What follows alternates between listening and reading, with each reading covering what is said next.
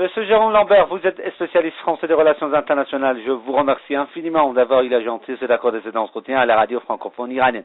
Monsieur Lambert, la conférence de Paris sur l'Irak a eu lieu aujourd'hui avec la participation de 30 pays. Cette conférence a été présidée par le président français, co-présidée par le président français, monsieur François Hollande, et le président irakien Fouad Massoum, mais le grand absent de cette conférence était l'Iran. On a fini par essayer de ne pas inviter l'Iran à cette conférence. Et l'intéressant, c'était la réaction du côté russe. Le ministre russe des Affaires étrangères, Sergei Lavrov, a dit que son pays, c'est-à-dire la Russie, participera à cette coalition contre Daesh, l'État islamique en Irak et au Levant, à condition que l'Iran et la Syrie y soient présents. Monsieur Lambert, vous êtes spécialiste des relations internationales. Quelle analyse portez-vous sur cela, s'il vous plaît? Oui, c'est-à-dire, en fait, il y a deux questions. La première question, c'est celle de la non-participation de l'Iran, enfin, qui découle du refus du camp occidental, enfin, au premier chef duquel les États-Unis.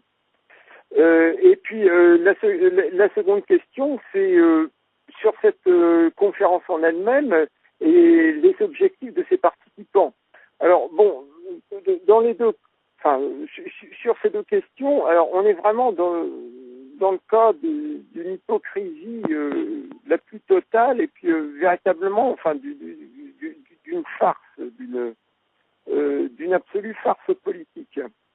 Je commencerai peut-être par la seconde question qui est celle des objectifs des participants à cette conférence contre l'EIL, enfin l'Émirat islamique en Irak et au Levant, également appelé groupe Daesh. Alors, on a eu des déclarations, on peut dire, assez surréalistes, particulier du côté américain, comme quoi il fallait lutter. C'est-à-dire que les Américains se sont un petit peu énervés suite aux manifestations macabres, aux démonstrations d'horreur faites par les... D'ailleurs, on peut se poser des questions sur la réalité de ces décapitations filmées et ensuite projetées par Internet, sur YouTube, enfin sur les réseaux sociaux.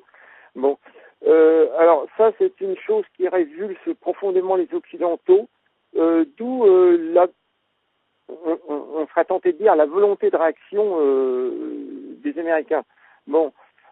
Seulement, le hic, ce qu'il faut savoir, c'est que à l'origine, l'EIL n'est pas sorti comme ça tout seul des sables du désert.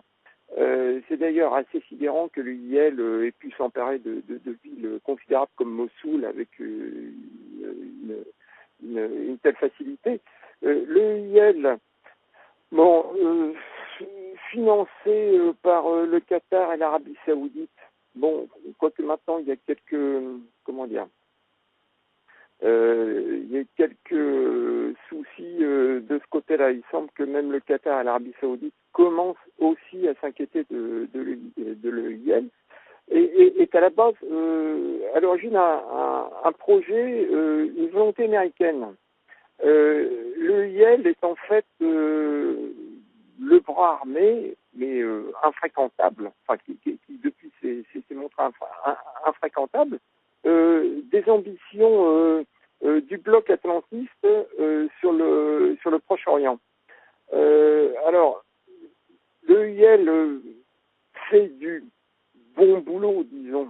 Enfin, faut s'entendre, hein, c'est à mettre entre guillemets pour les Américains.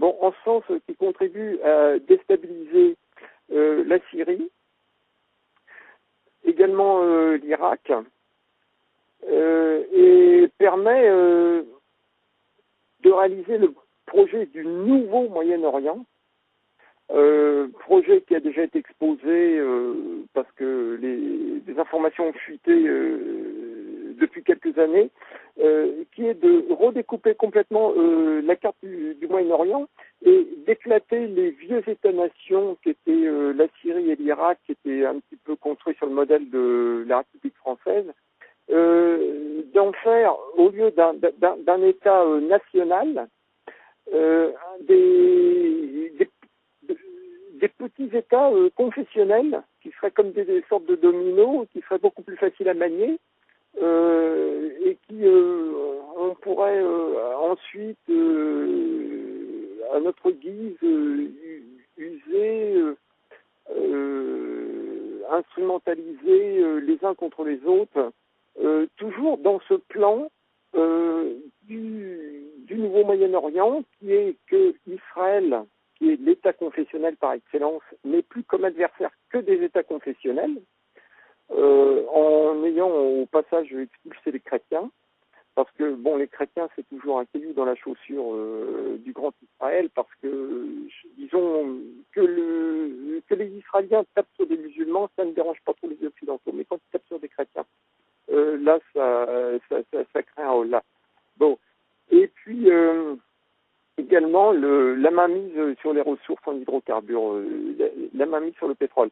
Alors on aboutit donc ces jours derniers, enfin depuis que le IEL se soit montré odieux par des exactions en Irak, en filmant des décapitations.